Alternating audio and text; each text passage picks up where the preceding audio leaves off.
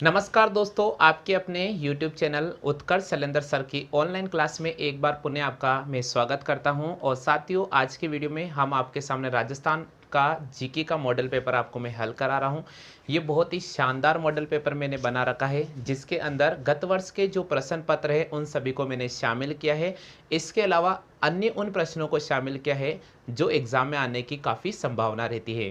तो चलिए दोस्तों, एक बार पुनः मैं आपसे निवेदन करता हूं कि सबसे पहले आप मेरे इस क्लास वीडियो को शेयर जरूर कर दीजिएगा, अपने दोस्तों तक शेयर कर दीजिएगा, ताकि मैं आपके सामने क्लास स्टार्ट कर रहा हूं तो ज़्यादा से ज़्यादा बच्चे जुड़ सकें, तो सभी का इस पार्टिसिपेट क्विज के अंदर पार्टिसिपेट कर सकें। और जो स्टूडेंट मैक्सिमम जवाब देंगे उनको हमारी तरफ से निःशुल्क पीडीएफ व्हाट्सएप नंबर पे। तो हम शुरू करते हैं क्लास को। और आज की क्लास का जो पहला क्वेश्चन है काफ़ी इंपॉर्टेंट है, क्वेश्चन नंबर फर्स्ट। यहाँ पर मैं लिख रहा हूँ, आप इसको कॉपी कर लेना।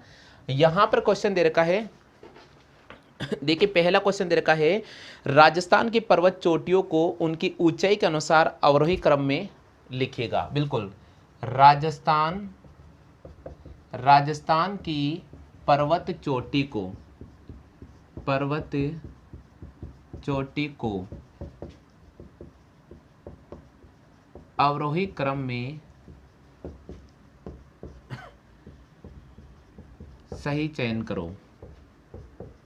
बिल्कुल, राजस्थान की जो पर्वत चोटियां हैं उनका अवरोही क्रम है वो आपको बिल्कुल सही चयन करना है। बिल्कुल, पहला ऑप्शन आपके सामने दे रखा है, पहला ऑप्शन दे रखा है टाटगढ़, उसके बाद दे रखा है खो, उसके बाद दे रखा है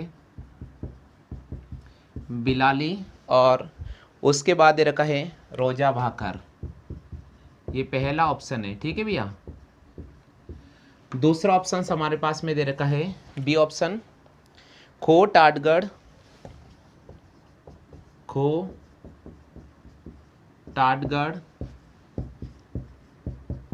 बिलाली रोजा भाकर। चलिए, सी ऑप्शन हमारे पास दे रखा है बिलाली, खो, रोजा भाकर, टाटगढ़, ठीक है। और चलिए साथियों, डी ऑप्शन दे रखा है, डी ऑप्शन दे रखा है टाटगढ़ बिलाली रोजा भाकर, और आपको दे रखा है टाटगढ़ बिलाली रोजा भाकर और खो। चलिएगा, काफ़ी शानदार प्रश्न है। कब आया था मैं यहाँ पर बता देता हूँ। ये प्रश्न पूछा गया था पटवार एग्ज़ाम 2016 में। पटवार का जो एग्ज़ाम हुआ था 2016 में ये क्वेश्चन पूछा गया है। और उम्मीद करता हूँ कि जब ये आगामी पेपर में अगर ये क्वेश्चंस आए तो वहाँ आपको कंफ्यूज बिल्कुल भी नहीं करेगा, अगर आप मेरे इस क्लास को आज देख रहे हैं तो। क्योंकि जब ये प्रश्न आया था ना तो अच्छे अच्छे बच्चों को यह चकमा दे गया, और मुश्किल से 100% बच्चों की अगर अपन बात करते हैं तो इस क्वेश्चन को मात्र 15 से 20% ही बच्चे, 15 से 20% बच्चे ही सही कर पाए थे, ठीक है। तो ध्यान रखना, ये प्रश्न काफ़ी इंपॉर्टेंट है, और राजस्थान की जो पर्वत चोटियां हैं उनसे संबंधित कहीं ना कहीं क्वेश्चन तो जरूर बनेगा, आपको पता होगा। तो इससे संबंधित जो क्वेश्चन बनेंगे वो बिल्कुल अपन यहाँ चर्चा करेंगे, लेकिन फिलहाल हमें सबसे पहले इस क्वेश्चन का जवाब करना है। आपने इसका कॉपी कर लिया होगा, अब मैं आपके सामने इसका आंसर बता देता हूँ। क्वेश्चन दे रखा भैया, राजस्थान की पर्वत चोटी को अवरोही क्रम में लिखिएगा। देखिए, दो चीज आती है, अवरोही क्रम क्या होता है ये जानकारी होना बहुत जरूरी है। जो स्टूडेंट नहीं जानते मैं उनको बता रहा हूँ, दो क्रम होते भैया, एक होता है आरोही क्रम, एक होता है आरोही क्रम, और दूसरा होता है अवरोही क्रम, ठीक है। अगर अपन बात करते हैं साथियों अवरोही क्रम की, तो अवरोही क्रम का मतलब होता है, अवरोही क्रम का मतलब होता है बड़े से छोटे की ओर। अवरोही क्रम का मतलब होता है बड़े से छोटे की ओर, यानी हमें बड़ी चोटी से छोटी चोटी की ओर मूव करना है। और आरोही क्रम का मतलब होता है हमें छोटे से बड़े की ओर जाना है। जैसे आप सभी को पता होगा, राजस्थान के सर्वोच्च पर्वत जो चोटी है उसका नाम गुरु शिखर है। क्लियर हो गया? उसके बाद शेर आता है, उसके बाद जरगा आता है। तो कहीं ना कहीं वो जो उनका है अवरोही क्रम, क्योंकि हम गुरु शिखर से शेर पर आ रहे हैं, फिर जरगा पर आ रहे हैं, यानी बड़े से छोटे की ओर आ रहे हैं। फिलहाल इस क्वेश्चन का सही जवाब जो हमें चयन करना पड़ेगा वो ए ऑप्शन को राइट करना पड़ेगा। बिल्कुल, राजस्थान की पर्वत चोटी का जो अवरोही क्रम है उसमें आता है टाटगढ़, टाटगढ़ से छोटी है खो, खो से छोटी है बिलाली, और उससे बाद है रोजा भाकर। तो ध्यान रखना, काफ़ी इंपॉर्टेंट क्वेश्चन है। और अब इससे संबंधित जो क्वेश्चंस बन रहे हैं, इससे संबंधित जो क्वेश्चन बन रहे हैं वो मैं आपको बिल्कुल अच्छी तरह से कराने की कोशिश करूंगा ताकि आपको बिल्कुल क्लियर समझ में आ जाए। चलिए दोस्तों, हम बात करते हैं, एक बार इस क्वेश्चन को मैं रफ कर देता हूं और अब मैं आपको यहाँ पर बहुत सारा एक शानदार ट्रिक बताऊंगा और उस ट्रिक से आपको सब कुछ क्लियर समझ में आ जाएगा कि राजस्थान की पर्वत चोटियों के जो क्वेश्चंस आते हैं उनको हम कैसे हल करते हैं। ठीक है, उनको हम कैसे हल करते हैं, यहाँ पर मैं आपको एक ट्रिक दूंगा और उस ट्रिक के बाद आपको सब कुछ क्लियर हो जाएगा। ठीक है, देखिए आपको एक ट्रिक याद रखना पड़ेगा, आपको एक ट्रिक याद रखना पड़ेगा। वो ट्रिक क्या है मैं आपको यहां बता रहा हूं। वो ट्रिक है भैया, गुरु ने शेर कराई, गुरु ने शेर कराई दिल से, अचल उड़िया आबू को, अचल उड़िया आबू को। ठीक है, देखिए लाइन बहुत इंपॉर्टेंट है, लाइन बहुत इंपॉर्टेंट है, लाइन का ध्यान रखना भैया। अगर जरा सा भी आप लाइन से भटक गए, जरा सा भी अगर आप पटरी से नीचे उतर गए, क्वेश्चन में मिस्टेक हो सकता है। तो बहुत इंपॉर्टेंट है, बहुत इंपॉर्टेंट है। ऐसे लाइनें होती है ना जो मैं ट्रिक बता रहा हूँ, आप इनको आप स्टार बना लीजिएगा और इनको आप उतार लीजिएगा। ठीक है, तो यहाँ है गुरु ने शेर कराई दिल से, जरा अचल उड़िया आबू को। अब देखिए, गुरु ने शेर कराई दिल से, जरा अचल उड़िया आबू को, रघुनाथ की टाट को तारा बिल्ली, रघुनाथ की टाट को तारा बिल्ली रोजा भाकर ले गया, रघुनाथ की टाट को तारा बिल्ली रोजा भाकर ले गया, रघुनाथ की टाट को तारा बिल्ली रोजा भाकर ले गया। चलिए ठीक है, तो ध्यान रखना, ये पहले लाइन आपको क्लियर होगी। गुरु ने शेर कराई दिल से, जरा अचल उड़िया आबू को, रघुनाथ की टाट को, रघुनाथ की टाट को तारा बिल्ली जरा बहाकर ले गया। जी, यहां पर लिखेंगे रघुनाथ की टाट को, रघुनाथ की टाट को, रघुनाथ की टाट को यहां लिख रहा हूं मैं खो। ठीक है, रघुनाथ की टाट को तारा बिल्ली, रघुनाथ की टाट को तारा बिल्ली, रघुनाथ की टाट को तारा बिल्ली रोजा भाकर ले गया, रघुनाथ की टाट को तारा बिल्ली रोजा भाकर ले गया। ये अगर आपको लाइन याद हो जाती है, ये अगर लाइन याद हो जाती है तो दोस्तों राजस्थान के सर्वोच्च जो चोटियां होती हैं वो सारी आपको इस लाइन से मैं याद करा दूंगा। हमारा क्वेश्चन कह रहा है, हमारा क्वेश्चन कह रहा है राजस्थान की पर्वत चोटी को अवरोही क्रम में लिखिएगा। तो यहाँ से हम बहुत कुछ कोशिश करेंगे, मैं आपको कोशिश करा रहा हूं कि आपको सब कुछ अच्छी तरह से याद हो जाए। तो यहाँ पर लिखा हुआ है रघुनाथ ने शेर कराई, तो आपको सबसे पहले गुरु ने शेर कराई तो गुरु को याद रखना पड़ेगा, फिर शेर को याद रखना पड़ेगा, फिर दिल को याद रखना पड़ेगा, फिर जरा को याद रखना पड़ेगा, फिर अचल उड़िया और आबू को। चलिए अपन इससे बात करते हैं। सबसे पहले यहाँ मैंने लिखा गुरु, तो इसका मतलब यहाँ पर है गुरु शिखर, यहाँ पर है भैया गुरु शिखर। ठीक है, उसके बाद पहला नंबर आपको क्लियर हो गया। उसके बाद आता है शेर, तो यहाँ पर है शेर, क्या है यहाँ पर शेर। उसके बाद यहाँ पर है दिल, इसका मतलब हमारे पास आता है दिलवाड़ा। क्या आता है हमारे पास में, हमारे पास में आता है भैया दिलवाड़ा। ठीक है, चलिए आगे आता है जरा, जरा का मतलब आता है जरगा। क्या आता है भैया, जरगा। चौथे नंबर की चोटी है राजस्थान के सर्वोच्च जरगा। उसके बाद आता है पांचवें नंबर पे अचल, उसके बाद आता है पांचवें नंबर पे अचलगढ़। क्या आता भैया, अचलगढ़। देखिए आपको सब कुछ क्लियर याद होगा, देखिए चुटकियों में याद कराऊंगा मैं। ठीक है, अचलगढ़। ठीक है, उड़िया उड़िया उड़िया उड़िया, और इसके बाद छठा नंबर आता है उड़िया, छठा नंबर देखिए उड़िया, उड़िया को हम बोलते हैं उड़िया पठार।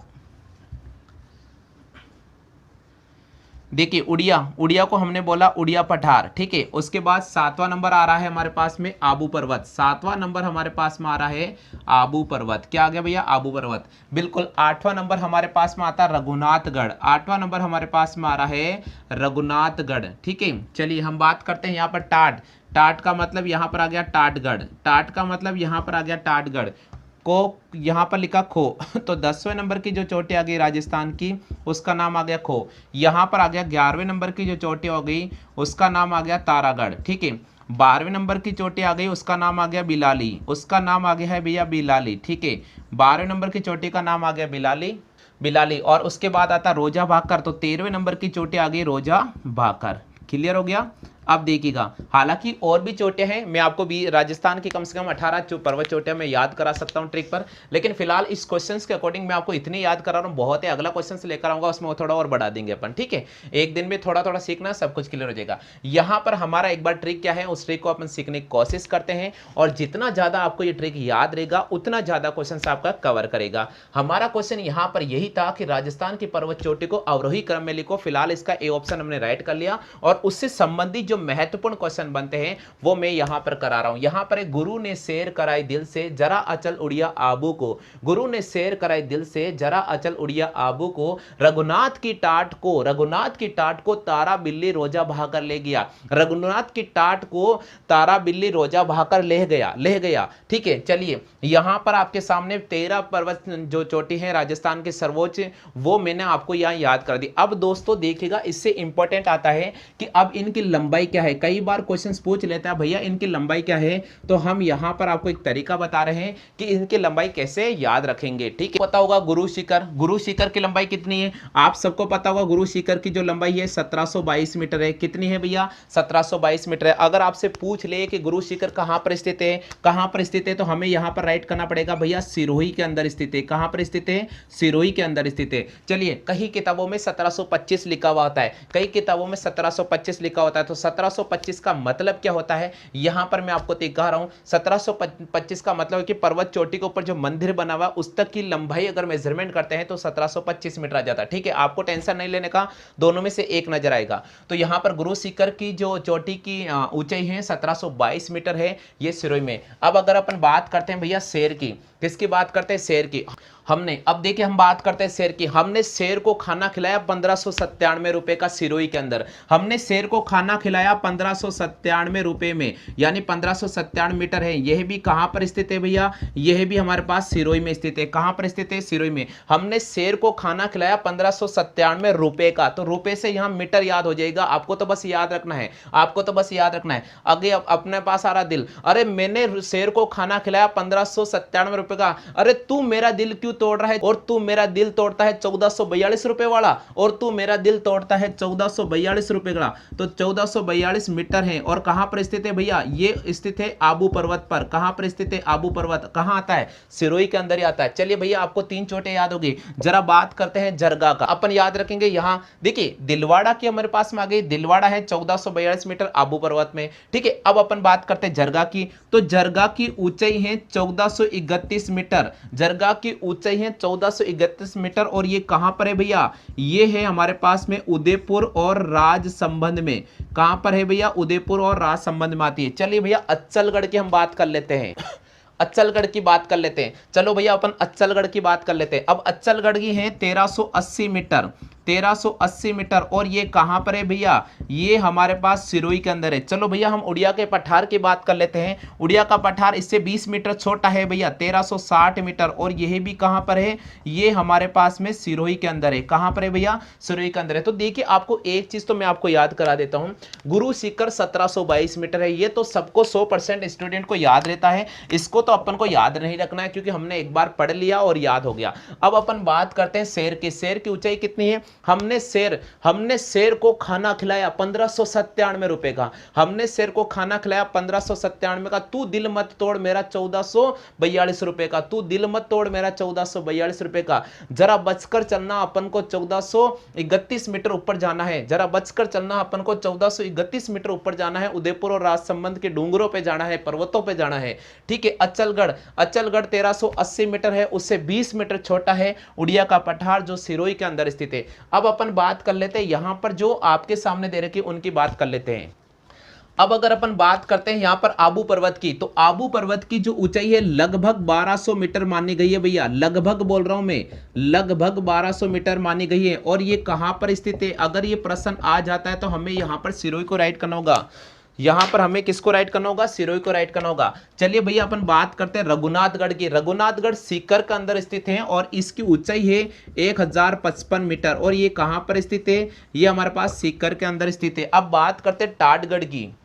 अब अपन बात करते हैं टाटगढ़ की, तो टाटगढ़ हमारे पास में 933/935 मीटर, ये कहां पर स्थित है, ये अजमेर में स्थित है। अगर अपन बात करते हैं खो की, तो खो है हमारे पास 920 मीटर, ये कहां पर स्थित है, ये जयपुर में स्थित है। कहां पर स्थित है, जयपुर में। अब अपन बात करते हैं तारागढ़ की। तारागढ़ हमारे पास 873 मीटर है भैया, कितनी है, 873 मीटर और ये कहां पर स्थित है, ये अजमेर में स्थित है। कहां पर स्थित है, अजमेर में। बिलाली की अगर अपन बात करते हैं तो बिलाली है 775 मीटर और कहां पर है भैया, ये बिलाली है अपने पास में अलवर के अंदर। कहां पर स्थित है, अलवर में। रोजा भाकर की बात करते हैं तो रोजा भाकर है 730 मीटर और कहां पर आती है, ये आती है भैया जालोर के अंदर। कहां आती है, जालोर के अंदर। तो देखिए जिस प्रकार मैंने आपको ये सारी चीज याद रख रखी है वही चीज मैंने आपको बताई है। देखिए एक बार पुनः में समझाने की कोशिश कर रहा हूं। हमारा क्वेश्चन ये तो था कि अवरोही क्रम में जमाना पटवार के एग्जाम 2016 में प्रश्न आया था, लेकिन उसी प्रश्न को रखते हुए मद्देनजर मैंने 13 चोटियों को आपको याद कराने का एक शानदार ट्रिक आपके सामने रखा है।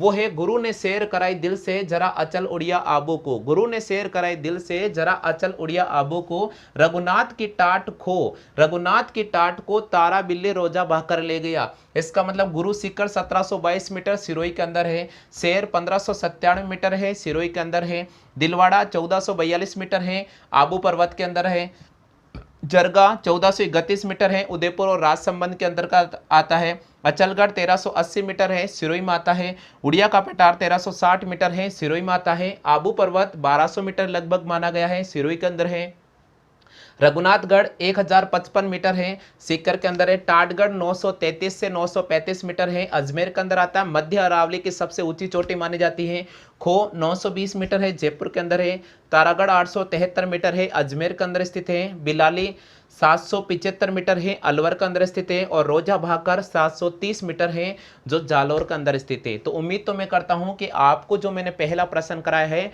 और ये जो जानकारी दी है उससे आप काफी सहमत होंगे। चलिए दोस्तों अपन बात कर लेते हैं प्रश्न संख्या 2, लेकिन आप सबसे निवेदन है एक बार आप इसका स्क्रीनशॉट ले लीजिएगा, काफी इंपॉर्टेंट क्वेश्चन है, एक बार आप इसका स्क्रीनशॉट जरूर ले लीजिएगा भैया।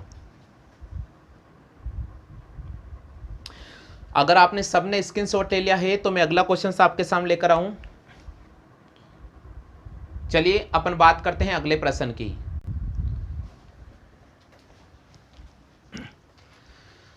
चलिए दोस्तों हम बात कर लेते हैं प्रश्न संख्या 2 की। दूसरा प्रश्न आपको स्क्रीन पे नजर आ रहा है वो है राजस्थान का राज्य पुष्प कौन सा है। राजस्थान का राज्य पुष्प कौन सा है। ऑप्शन दे रखा गुलाब, बी ऑप्शन दे रखा कमल, सी ऑप्शन दे रखा रोहिड़ा, डी ऑप्शन दे रखा गेंदा। अगर साथियों आपको प्रश्न संख्या 2 का सही जवाब आता है तो बिल्कुल आप कमेंट कर सकते हैं।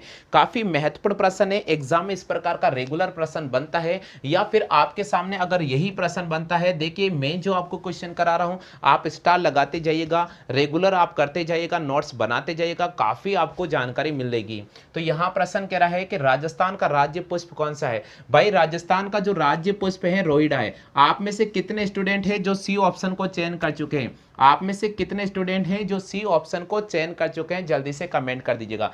अब दोस्तों जब राजस्थान का राज्य पुष्प है, राजस्थान का राज्य पुष्प ये अगर आपसे पूछ ले तो हमने यहां जवाब तो दे दिया है भैया रोहिड़ा, हमने यहां जवाब तो दे दिया है भैया रोहिड़ा, लेकिन इससे संबंधित जो महत्वपूर्ण प्रश्न बन रहे हैं, इससे संबंधित जो महत्वपूर्ण प्रश्न है भाई वो आपको आने चाहिए। अगर वो नहीं आते हैं तो मान लीजिए कि यहां पर ये प्रश्न अभी अधूरा चल रहा है। तो मैं आपके सामने इससे संबंधित कुछ महत्वपूर्ण जानकारी लेकर आ रहा हूं, इसलिए मैं आपको कह रहा हूं कि पूरा आप नोट्स बना ले। राजस्थान का राज्य पुष्प पूछे तो रोहिड़ा को राइट करना होगा। अब प्रश्न पूछा जाता है कि इसको राज्य पुष्प कब घोषित किया गया, इसको राज्य पुष्प कब घोषित किया गया, तो राज्य पुष्प कब घोषित किया गया था। ये अगर प्रश्न अगर आपसे पूछ ले तो आपको राइट करना पड़ेगा 1983 में, यानी रोहिड़ा को राजस्थान का राज्य पुष्प कब घोषित किया गया था, 1983 में घोषित किया गया था। रोहिड़ा को राज्य पुष्प कब घोषित किया गया था, 1983 में घोषित किया गया था। चलो भैया अपन बात कर लेते हैं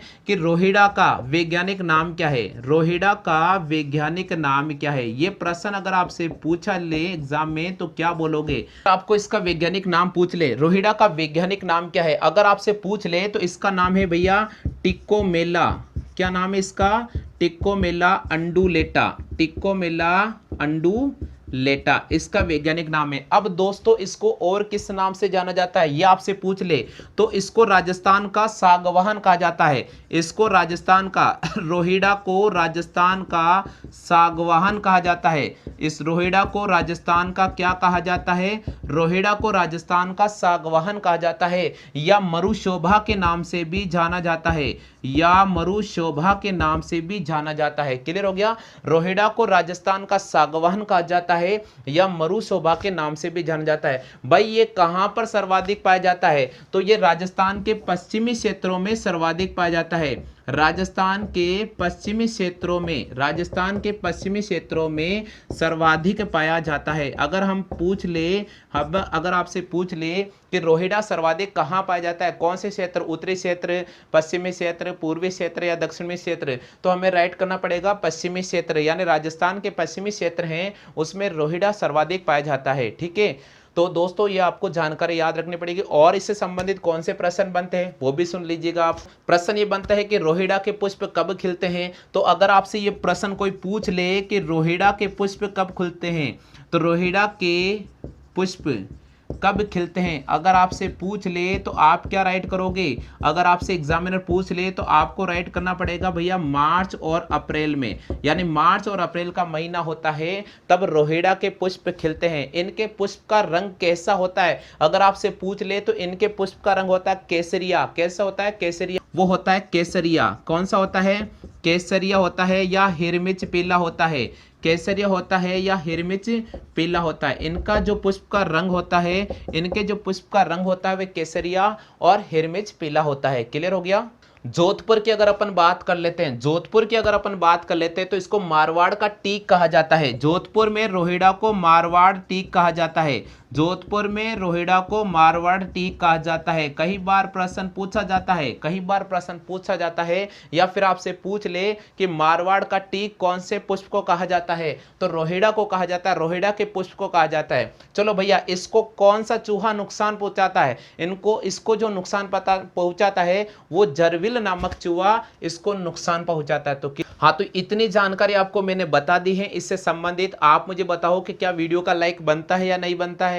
आपको खुद को लगना चाहिए, दिल से लगना चाहिए कि अगर मैं पढ़ा रहा हूं, अगर आपको समझ में आ रहा है तो वीडियो को लाइक बनता है या नहीं बनता, ये आप डिसाइड कर लीजिएगा। ठीक है, चलिएगा बात करते हैं। एक बार प्रश्न संख्या 2 वापस रिवाइज करा देता हूं। राजस्थान का राज्य पुष्प कौन सा है? अगर ये प्रश्न एग्जामिनर आपसे पूछ ले तो आपको राइट करना पड़ेगा रोहिड़ा। राजस्थान का राज्य पुष्प रोहिड़ा। अब रोहिड़ा से संबंधित जो प्रश्न बनते हैं वो मैं आपको क्लियर करा रहा हूं। सबसे पहला है कि राजस्थान का राज्य पुष्प रोहिड़ा है, तो इसको कब घोषित किया गया था? कब इसको राज्य पुष्प घोषित किया गया? तो इसका जवाब करेंगे 1983 को। दूसरा प्रश्न इससे संबंधित बनता है, तो रोहिड़ा का वैज्ञानिक नाम क्या है? रोहिड़ा का वैज्ञानिक नाम है टिक्कोमेला अंडुलेटा। क्या नाम है? टिक्कोमेला अंडुलेटा। क्लियर हो गया? चलो एक प्रश्न और बनता है, रोहिड़ा को राजस्थान का सागवान या मरुशोभा के नाम से भी जाना जाता है। रोहिड़ा के पुष्प कब खिलते हैं? इसके पुष्प मार्च और अप्रैल के महीने में खिलते हैं। इनके पुष्प का कलर कैसा होता है? केसरिया, हिरमिच पीला इनके पुष्प का कलर होता है। ये राजस्थान के पश्चिमी क्षेत्र में सर्वाधिक रूप से पाया जाता है। और अगर अपन बात करते हैं जोधपुर में इसको मारवाड़ का टीक के नाम से भी जाना जाता है। रोहिड़े को कौन नुकसान पहुंचा रहा है? रोहिड़े को यहाँ नुकसान पहुंचा रहा है जरविल नामक एक रेगिस्तानी चूहा होता है जो इसको ज्यादा नुकसान पहुंच रहा है। ठीक है, आगे समझ में। चलिए अपन बात करते हैं प्रश्न संख्या 3 की। तो मैं इसकी कॉपी कर देता हूं। अब आपके सामने प्रश्न संख्या 3 को अपन बता रहे हैं। एक बार इसको रफ कर देता हूं।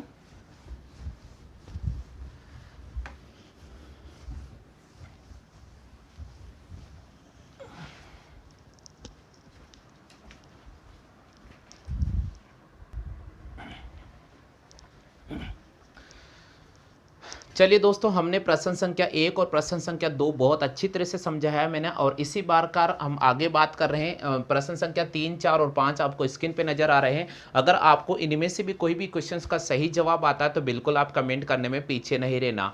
यहाँ पर प्रश्न दे रखा, सूर्य नगरी के नाम से किसको जाना जाता है? ऑप्शन दे रखा अजमेर, जयपुर, जोधपुर, बीकानेर। जल्दी से फटाफट मेरे लाडलो कमेंट कर दो क्या आंसर आएगा। चौथा प्रश्न दे रखा, राजस्थान का कश्मीर किसको कहा जाता है? ऑप्शन दे रखा अजमेर, सिरोही, उदयपुर और इनमें से कोई नहीं। अगर आपको प्रश्न का सही जवाब आ रहा तो बिल्कुल आप कमेंट करने में पीछे नहीं रहना, क्योंकि यहां पर आप जितना ज्यादा दौड़ोगे एग्जाम में उतने स्पीड से आप दौड़ोगे और सही क्वेश्चन का सही जवाब दे दोगे। अगला पांचवा प्रश्न है, राजस्थान का पंजाब किसे कहा जाता है? जयपुर, अलवर, भरतपुर और जालौर को। बिल्कुल आप कमेंट करने में कंजूसी नहीं करें, सिर्फ प्रश्न को देख और जल्दी से कमेंट कर दो। देखिए अगर अपन बात करते हैं सूर्य नगरी के नाम से, सूर्य नगरी के नाम से किसको जाना जाता है? जोधपुर। आप में से बताइए कौन कौन से ऐसे स्टूडेंट हैं जिनके सी ऑप्शन आया, जल्दी से कमेंट करो भैया। बहुत अच्छी बात है, आप कोशिश करेंगे, आप कोशिश करेंगे तो आप सफल हो जाएंगे। आप रेगुलर वीडियो को देखेंगे तो आपके नोट्स तैयार हो जाएंगे, ध्यान रखिएगा और बहुत कुछ आपको सीखने को मिलेगा। सूर्य नगरी किस शहर को कहा जाता है? जोधपुर को कहा जाता है। अगला प्रश्न है, राजस्थान का कश्मीर किसको कहा जाता है? राजस्थान का कश्मीर किसको कहा जाता है? राजस्थान का कश्मीर भैया भैया उदयपुर को कहा जाता है। किसको कहा जाता है? उदयपुर को। सिरोही को राइट नहीं करे, उदयपुर को कहा जाता है। राजस्थान का पंजाब किसको कहा जाता है? राजस्थान का पंजाब किसको कहा जाता है? राजस्थान का पंजाब जालोर को कहा जाता है। किसको कहा जाता है? जालोर का। तो आप मुझे बताइए कि आज के इस मॉडल पेपर से आप कितना सहमत है? आप मुझे कमेंट जरूर करके बताइएगा। और अगर आपको मेरा वीडियो बहुत अच्छा लगता है, मेरा क्लास आपको बहुत अच्छा लगता है, तो आप बिल्कुल वीडियो को लाइक करें, वीडियो को शेयर करें और ज़्यादा से ज़्यादा मेरे इस यूट्यूब चैनल को सब्सक्राइब कराने में आप सभी लोग मदद करें। आज के लिए तो बस इतना ही साथियों। जय हिंद, वंदे मातरम।